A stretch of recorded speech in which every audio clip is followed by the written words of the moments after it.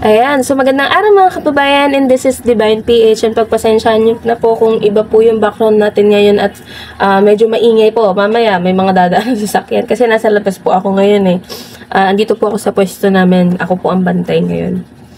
So, ito pong good news na to, ito po yung usually kinagagalit ng mga DDS or yung ibang mga antay dyan. Sila, kumbaga may allergy sila pag usapang good news at pagka Marcos admin po ang usapin natin. So, sisimulan na po natin. So, 3 tycoons signed $3.3 billion energy deal. So, in a surprise move, the country's 3 power giants have forged a 3.3 billion or 184.89 billion pesos deal to jointly launch the Philippines' first and most expansive liquefied natural gas facility in Batangas province to boost energy security and promote cleaner energy. So, ito po yung tatlong tycoon na mga tinutukoy ko. Ito po yung mga kumpanya. Meralco Power Gen Corp, Aboitiz Power Corp, at syempre, San Miguel Global Power Holdings Corporation. So, they announced their landmark agreement. Bali, nung Sunday po nila to in-announce. And alam nyo po first time na tatlong leading power companies po ang nagsama-sama. Diba? Nagtulungan para ma-secure yung energy needs ng ating bansa. Kasi isa po yan sa mga nagiging problema ng hindi lang ng ating mga kababayan, 'di ba? Hindi lang ng ating mga kababayan, pati ng ating pamahalaan.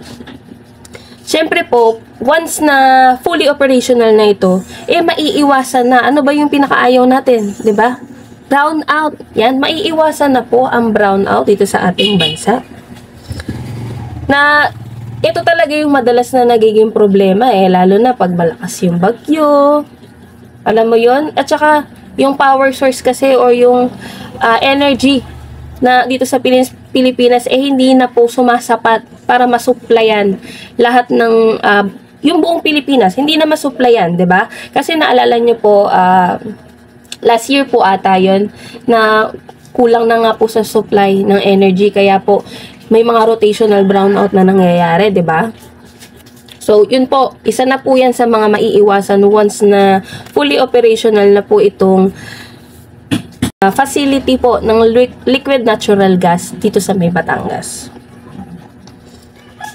So, syempre, ito pong initiative na to, para nga po ma-secure pati po yung future na energy sources ng ating bansa, 'di ba?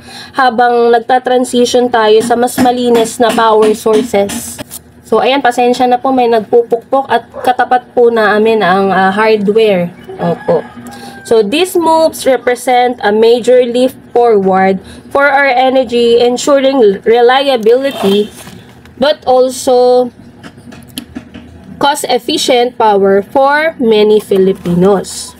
Under the deal led by businessman Manuel Pangilinan as a chair, and Aboitiz Power will invest in SMGPS 1,278 megawatts Ilihan ba ang basa dito?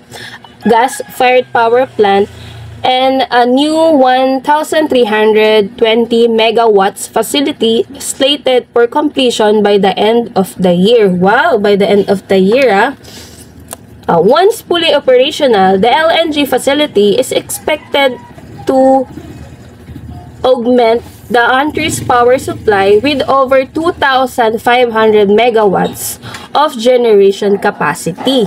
So, yan, isa na naman po sa mga good news na ayaw po na nakita ng mga antay dyan. Diba, nagawa ngayong administrasyon ni President Bongbong Marcos. Bakit nung mga nakaraan? Hindi ko po sinasabi yung kay Duterte lang nung mga nakaraan pang administrasyon, bakit hindi siya nagawa? Biruin nyo po, private sector, initiative po nila to, hindi po ito inutos ng pamahalaan. Sila po mismo ang nagkusa. Dahil fully support po sila sa administrasyong Marcos. At syempre po, itong proyekto po na ito, itong facility na to, once na maitayo na or fully operational na, malaking ginhawa po to. Hindi lang sa ating mga kababayan, syempre. Kasi alam naman natin na ito talaga isa to sa matinding problema ng ating bansa, 'di ba? Pagkulang ang power supply. Kaya nga nauuso talaga kahit nung mga nakaraang administrasyon pa yung rotational brownout, 'di ba? Kung matatandaan nyo. Eh syempre kung sobrang init tapos magba-brownout tapos may mga chikiting ka, 'di ba? Parang nakaka-stress. Pero syempre dahil dito nga sa initiative ng 3 tycoon na nagtulong-tulong para po maitayo itong LNG facility na to, eh malaking ginhawa po ito para sa ating mga kababayan. So, yan ang good news na ayaw ng mga antay dyan. So, maraming salamat po sa initiative ng private sector po ito ha. Maraming salamat po sa mga private sector. Itong partnership po ng 3 tycoon na nagtulong-tulong para po sa ekonomiya din to ng ating bansa. Maraming salamat po and God bless everyone.